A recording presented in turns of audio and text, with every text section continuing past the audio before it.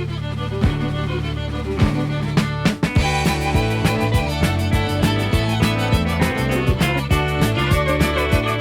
there, Headley back with the third part of my UK country and roots music videos. This third part is going to be about music that came out of what was called, or became to be called, the pub rock scene. Now, many of you may well be familiar with the pub rock scene. It was probably the most famous music and bands to come out of it were Graham Parker and the Rumour. Obviously Dr. Feelgood. I don't have any Dr. Feelgood, unfortunately. But neither of those particularly country roots. I mean, Dr. Feelgood obviously were influenced by American R&B. I mean, that's rootsy, I suppose. But there were specific bands that looked far more to country and American roots music. I'll give you a little bit of background on the pub rock scene. It was started by a group, the scene kind of has its embryo in the American band Eggs Over Easy. This were a group from America that got signed to fledgling Canon Records, as in Canon Films. They wanted to get into the music industry. And they came over to the UK to record an album, which was going to be produced by Chas Chandler, producer for Jimi Hendrix, Slade. He also played bass in The Animals, I think. Anyway, so while they were over ready to record this, there were some financial and contractual problems with Canon Films, or Canon Music. And so this was 1970. And they kind of thought, they were told, well, it's going to be sorted out soon. So it's probably best if you just stay here. It'll be over soon. And you can get the album recorded. So they did that. But while they were here, they decided they needed to make some money, do some gigs. So there wasn't much on offer for a band like them. And this was probably one of the reasons for the sort of creation, really, of the pub rock scene. Because there are a whole host of bands that couldn't play at the larger venues. They did music that wasn't particularly commercial, and so therefore the venues they could go to were small pubs around, particularly around London. Anyway, they approached a pub called the Tally Ho in Kentish Town in North London. Now, I've got this record, my dad's record. This is Jazz at the Tally Ho. I think this was recorded in the 60s. And yeah, 63 this. Now, the pub, the Tally Ho, was famous for being a jazz venue. And Eggs Over Easy decided that they would approach the landlord and say, look, on a Wednesday night, how about letting us play? We know some jazz, but they played a music that was a kind of a country rock, really, a kind of a more modern, urban country rock, I suppose you would call it. That's a bit of a weird thing to say, I know. But anyway, so they started playing, Eggs Over Easy started playing at the Tally Ho, and all kinds of people started to come and see them. Nick Lowe, Elvis Costello, various artists that would go on and be influenced by them because they were interested in this American music that they had rarely heard in the UK, and so it kind of spawned a whole genre of music and a kind of a style of music that would look to the rootsy elements of American music. I mean, a lot of these bands were doing was a reaction to the overly produced big prog rock sounds of the early 70s. Your Yes, Pink Floyd, things like that. This was very much rebelling against that. In many ways, also, it was kind of like a proto-punk movement in that respect. Anyway, so Eggs Over Easy, unfortunately, the whole thing with Canon fell through. So they went back to the States and they eventually recorded this album. They got a deal with A&M and this is produced by Link Ray. Yeah, so this is Eggs Over Easy. This is Good and Cheap, and this was from 1972 on A&M, and it's a really interesting kind of country rock, twinned with a bit of, I suppose, I would say, Bruce Springsteen in there, that sort of thing, Thingamy Thingamy and the Ash Boy Jukes, that kind of stuff. But really interesting band, and integral in the kind of the birth of the pub rock scene. Okay, the first band that probably nearly made it famous out of the pub rock scene was Brinsley Swartz. This is their debut album from 1970. This is kind of like a hippie, laid-back, stoned, kind of Crosby, Stills and Nash, Neil Young kind of feel to it. There is a bit of a confusion with the name because there's a member of the band called Brinsley Swartz, but they liked the name so much they called the name after them. So the band after them. Now, of course, this is Nick Lowe, his first band. Well, I'm not sure if it's his first band, but it's certainly the band that he became famous for. And they got involved in a big tour to go to America. They were being talked up as the next big thing with Brinsley Swartz. And they went to America. They had a big show for the critics, supporting Van Morrison and the Quicksilver Messenger Service. And things went wrong. The band was late. The journalists that had been flown out to the States had all been drinking far too much, and eventually the reviews were not very good, and it kind of affected the band, and it became a bit of a laughing stock. Anyway, so this was their first album. Their second album I don't have on vinyl, but I've got this collection, one of these original album series collections, which are great. I wish these were available when I was younger. So their second album, which is called Despite It All, released the same year, I think, 1970. Again, it pushes that country rock element, rootsy stuff. But like a lot of the pub rock scene, very rarely did the band stick to one genre. They kind of saw it as a smorgasbord of sounds that they would draw from. Did I just say smorgasbord? I did. Sorry about that. And yeah, so Despite It All, that has the single Country Girl on it. I think it's Country Girl. Isn't it annoying the way they don't write it on the back? Yeah, Country Girl. There was a single that should have been a hit, but it wasn't. So that was their second album. Their third album, which is kind of like, if you imagine a British version of the Band, and that is Silver Pistol. And this was released, 71, I think, late 71 or early 72. And yeah, really good stuff, really interesting band-esque country rock. And then their next album kind of has some of it, but it brings in more sounds. This is Nervous on the Road. And you start to get R&B sounds in here, you start to get reggae sounds, and by the time they got to their next one, it's kind of all the country stuff had kind of gone, and you've got that sound of new wave coming through that Nick Lowe would kind of be part of. So yeah, Brinsley Swartz, there you go, check them out, really interesting band. The next one I want to show you is Bees Make Honey. This is their only album, released in 1973 on EMI. And this was a guy called Barry Richardson, who was a traditional jazz guy, and he was familiar with the Tally-Ho because he would play there as a trad jazz musician, and he heard Eggs Over Easy and was kind of influenced by them and thought they were marvellous and decided to put together his own band. The rest of the band are a group of Irish players that played in Irish what do you call them, show bands. And it's also got the drummer Bob C.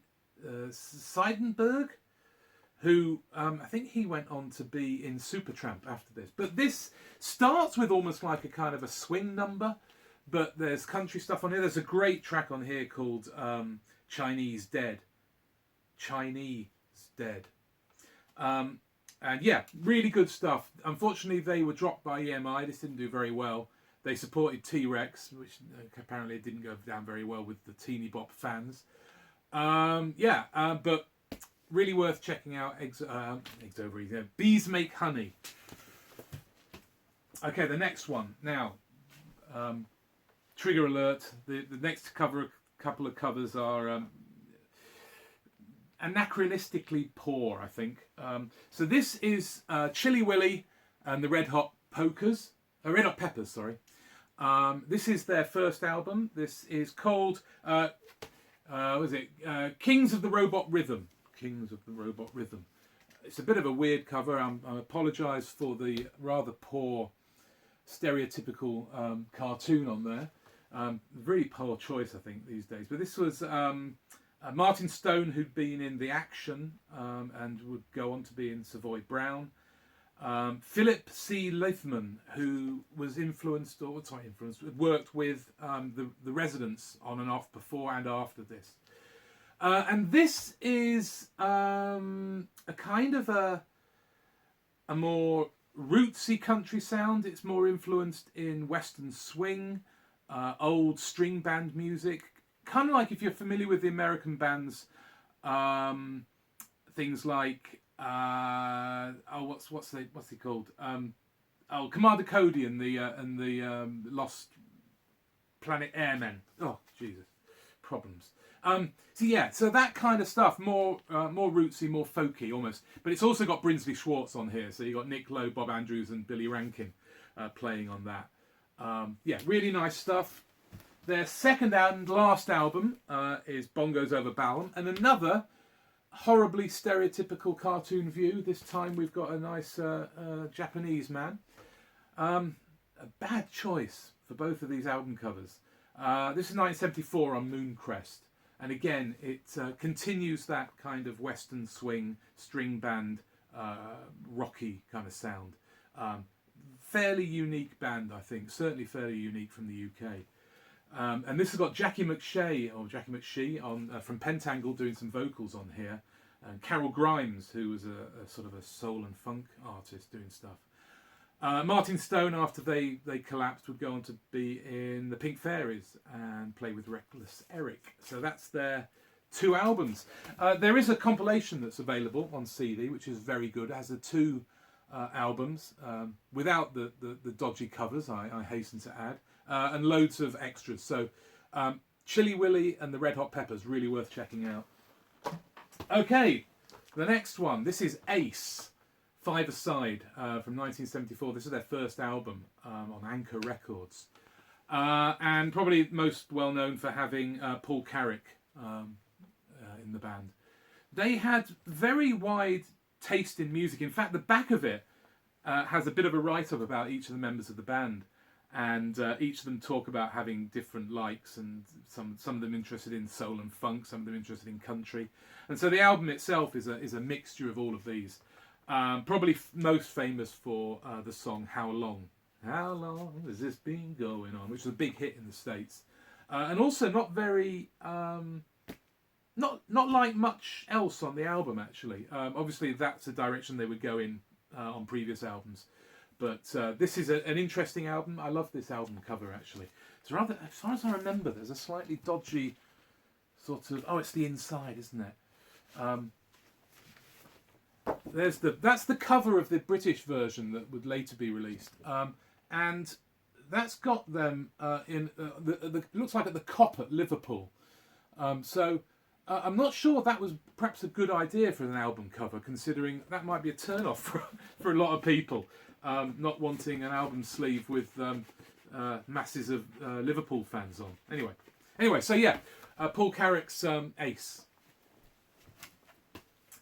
One of the interesting bands I thought from the pub rock era are Kursaal Flyers. They were from Southend, which is in I think it's in Essex, sort of west of London, east of London. Sorry, seaside place, and they get their name.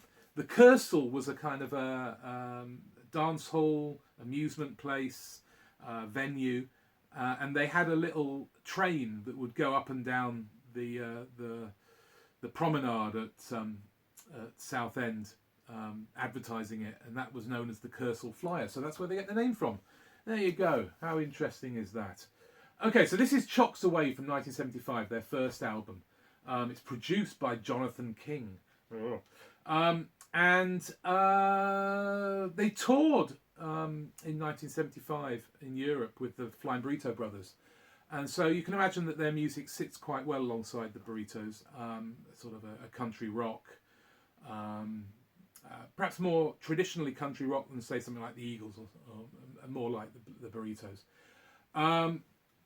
This has got a guy, the lead singer is really interesting, a really, really great front man called Paul Shuttleworth. And Richie Bull, who I showed bands that he'd played with in earlier editions of these videos. He plays banjo on this and also bass. And he's obviously been around the block a few times and played with lots of different bands. The only issues with the Kursaal Flyers is, again, they have to do other styles as well. And there's a couple of, well, certainly on this, there's a really dodgy reggae song called Kung Fu. With a cod Jamaican accent, which just today is not not acceptable. But a really great album. There is a video, I'm going to post a link below, as they say, to a sort of quite a long documentary that followed the Kursaal Flyers out on the road. It's a kind of warts and all video, and I think James Griffiths mentioned when I spoke to him about it that he said that Spinal Tap was kind of influenced by it. So anyway, I'll put a link to that. It's really worth watching to see a band. It shows you the tediousness of life on the road quite well. So their second album, released in '76 on UK Records, is The Great what is it called? The Great Artiste. It's got some great stuff on it. It's got some soul tunes on it as well. There's one called Fall Like Rain that's on here, which is a really good soul tune, but mostly country rock. Again, there's one called Palais de Danse, which has Latin American accents. Not good.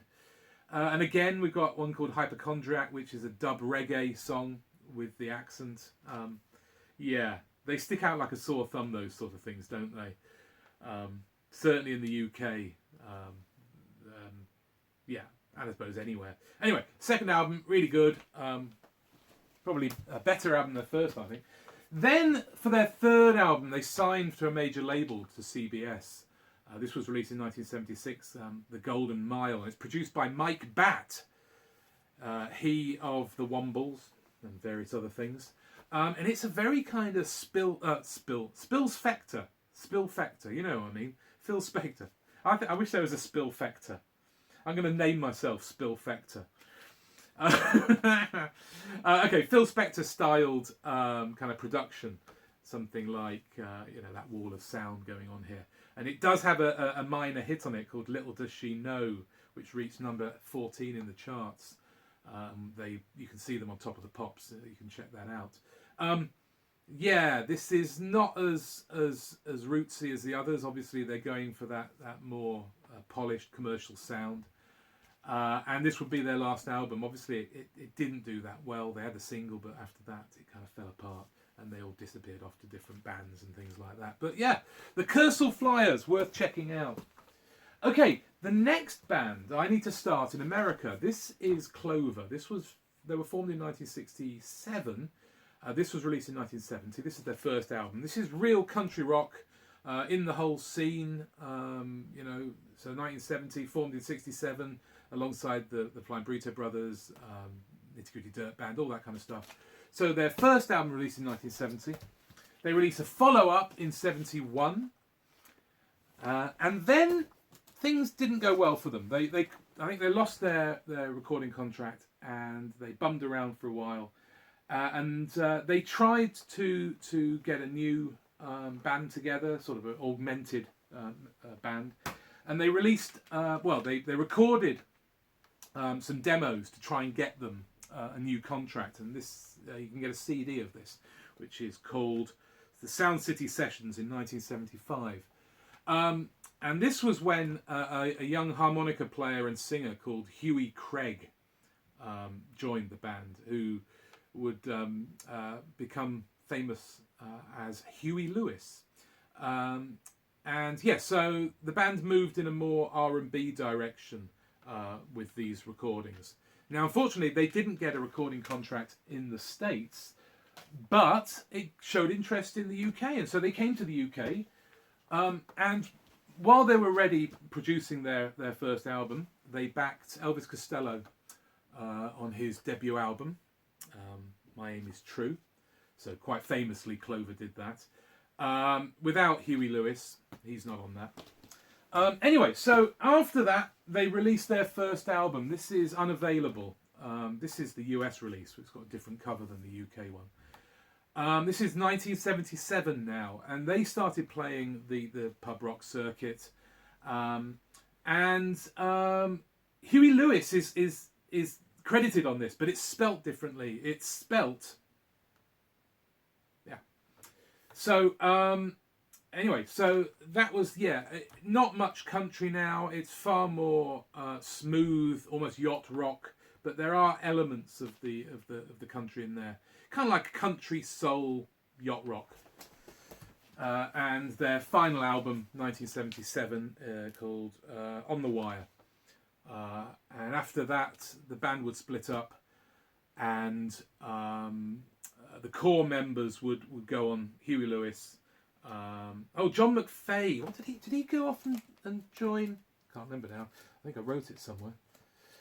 Can't remember. Anyway, so they would form Huey Lewis and the News. So that's Clover. The next one up I want to show is Meal Ticket. This is their debut album from 1977, Code of the Road. Now this was a group. They're originally called Belisha and the Beacons. I think in the UK you'll get that. So I'll show you. This is a Belisha Beacon. A Belisha Beacon is one of these. Okay, so they met a Canadian actor, musician, folk musician called Rick Jones when they were involved in a projected musical which was called Flash Fearless versus the Zorg Women Part 2. So the band all sort of got together and they met Rick during that. I don't think anything came initially of the musical, but it would later become a concept album, which had Alice Cooper, John Entwistle, Keith Moon, Johnny Winter all playing on it. I think some of the band members were also on that. And then it became a musical after that. But Rick Jones was famous for, at the same time as being a children's TV presenter, and he did a TV show on the BBC called Finger Bobs or Finger Mouse. And I think people of a certain age in the UK will remember that quite fondly.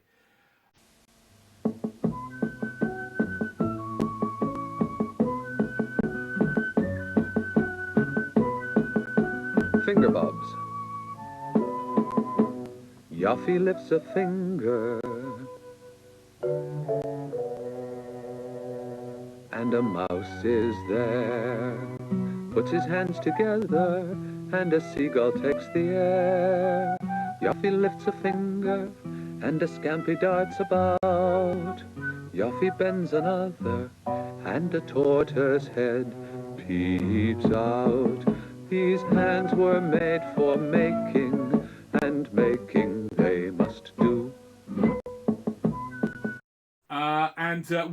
Willie Finlayson, he played with Bees Make Honey, and he's in here. And it's a mix of the band and kind of Bruce Springsteen in there, I'd say.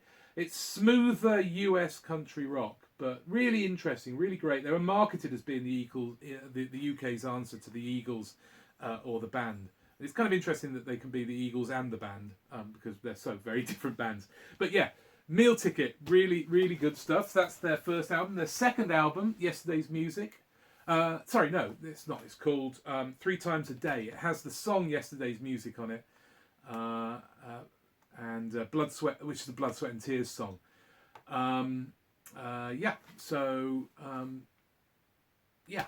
So that's their second album. When was it released? This is 77 again. And their third and final album, this is Takeaway. This has a cover of The Shape I'm In by the band on it. But again, it's that blending of smoother American yacht rock with the country rock. Really interesting stuff. Probably stronger than their second album. But if you're going to go for any of them, go for their first. It's really good. And you can pick up all three on this this rather lovely collection. Has some bonus tracks, but not much on there. Nothing extra, really. Deluxe. Not strictly speaking a sort of a country roots rock band, but they certainly did songs like that. They were far more of a kind of a rock and roll band with elements of country and R&B. They were kind of made up of a load of roadies. You've got Markin Belmont on guitar, who was the Brinsley Schwartz's roadie. Nick Garvey was the Flaming Groovies roadie, and Sean Tyler, was the Help Yourself roadie. So, and have you ever seen a band that looked more like a bunch of roadies? Yeah, definitely. The songs on here that sound very much like country are Hearts on My Sleeve and West Texas Trucking Board, and they do a kind of rootsy cover of All Over Now. It's All Over Now, the Stones did the Bobby Womack song. And their second and final album is Taxi to the Terminal Zone. This was released in 1975, and again, it's that mix of rock and roll, country, R&B, kind of proto new wave as well, or punky as well. So you've got during their final tour, members of the band left. Brinsley Schwartz joined for the final tour. That's the artist, not the band. And Dave Edmonds plays guitar and pedal steel on this. And then Nick Garvey and Andy McMaster left to form the Motors after Deluxe. This is the guy Roy St. John, who's an American guy from St. Louis in the USA, and this is called Immigration Declaration from 1975, and it's kind of a more progressive sound. It has reggae, but at least he doesn't do an accent, an R&B, and what else?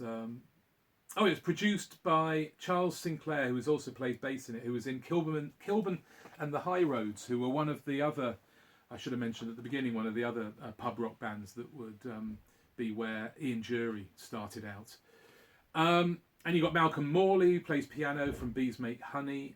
Bob Andrews of Brinsley Schwartz is on here, who played with the Rumours as well, and Graham Parker. So yeah, a kind of country rock, like I said, with R&B in there as well. Now, he would record various... what's his name? St. John. What's his name? Roy St. John, yeah. He would record under various names in various bands, and one of the bands he did record with was called Klondike Pete and the Huskies. In 1980, they released an album called Klondike Pete. I can't say Pete. I want to say Peak. Klondike Pete and the Huskies. This is some of the fellas from 1980. And if you were to imagine Ian Dury and the Blockheads doing country music, that's what that is. It's got all the same members of the band, but on the back of this, they've all been given funny sort of nom de plumes. So the Huskies are Pinetop Willie, Bubba Baker, Grizzly Pigeon, Lightning Watson, Roger Redwing, Snake River Waters, and so on. So Klondike Pete and the Huskies, 1980. Last kind of band that part of the I suppose with the pub rock scene. This is the Fabulous Poodles. Not technically speaking country, but certainly rootsy, mainly because of it's got violin and mandolin played by Bobby Valentino. Bobby Valentino would be famous as a kind of a session player, fiddle player. In the UK, certainly best known for being the fiddle player on the song Young at Heart by the Bluebells, which not so long ago he won a court case to get some royalties for the input he put into it. And you might remember him from the video. He kind of looks very spivvy, like Clark Gable. yeah, kind of new wave really. The tail end of the pub rock scene, going into new wave. But that's their first album. I don't have their second album. I forgot to get the CD out. But I'll save you that. So this is their third and final album, Unsuitable, from 1978. The US hit Mirror Star is on here, which I think it was called Mirror Star when it was released in America. Again, not country, but rootsy, mandolin, fiddle on it. There's a really good cover of... Is it on this one? It might be on this... Yeah, it is. Oh, I like the tit photographer blues on here. That's good. Yeah. Should have been bigger. Should have been bigger. They had a great front man. Apparently they were a bit anarchic on stage, the Fabulous Poodles. But worth checking out if you like new wave stuff. Just as a kind of a side project of this was later on. Members of the band would go on to form the Electric Bluebirds. And this is a kind of a country Cajun record. Yeah. Really worth checking out. When was this from? 1986. I mean, obviously 1986 we're out of the pub rock scene, but rootsy, country, Cajun. Can't really do a pub rock one without mentioning Rockpile. Not strictly country, certainly rootsy. It's got a rockabilly kind of feel to it. In fact, the original, this is Seconds of Pleasure from 1980, their first release. And it originally came with an EP of Everly Brothers covers. And unfortunately it was the only, because of contracts, that Dave Edmonds and so it's Dave Edmonds, Nick Lowe, Billy Bremner and Terry Williams, and they would play on each other's albums. So the Nick Lowe albums that followed and the Dave Edmonds albums that followed would also be Rockpile albums, technically speaking. This has got a song, Home in My Hand, by Brinsley Swartz. This is Repeat Where Necessary from 1979, Dave Edmonds. And Bad is Bad by Huey Lewis, and he plays harmonica on the track. It's not by Huey Lewis, but no, it is. And Albert Lee, good old Albert Lee, plays guitar on here as well. Released at the same time of Labour of Love by Nick Lowe, and really kind of a Rockpile album. It's got the songs Girls Talk on here, which Elvis Costello did, and Queen of Hearts, which was written by Hank DeVito, which was Emmylou Harris's pedal steel player. Okay, just a couple of final things to mop this up. This is Carleen Carter, and of course she is country rock royalty, being the daughter of Carl Smith and June Carter of the Carter family, and would have Johnny Cash as stepfather. She married Nick Lowe. This is from 1978. It's a self-titled. It was recorded in London with Graham Parker and the Rumour as her backing band, and it's also got members of Brinsley Swartz on it. So I'm going to add that, although technically speaking, clearly she's American. The rest of the band are all British, so technically a kind of almost like a rock pile with a female American singer. And then her album from 1980, Musical Shapes, which again is kind of rock pile, has a duet with Dave Edmonds, which is really good. And John McPhee, who played with Clover, is on here. And yes, that's what he did. He went off to play in the Doobie Brothers. So yeah, so that was a bit of a mad dash. I'm sorry about that. I should have put more work into it. Anyway, so that's the pub rock scene. Obviously, some of it is country, some of it isn't. Some of these stuff, really worth checking out. Any of those bands. I became a bit interested or obsessed with the pub rock scene while I was kind of researching this, and I think it's very much a lost part of British musical history, rock history, that hasn't fared very well these days. And actually, it was kind of ahead of its time. It was punk before punk. It was indie before indie. It was doing all kinds of things. It was new wave before new wave. And that's where everything had their genesis, in the pub scene of North London, mainly. Anyway, there you go. I am going to do some more of these because I've got some what would be classed as more traditional country music. So the videos that nobody have asked for, I'm going to do. So yeah, I will be back with some more UK country. So don't you worry about that.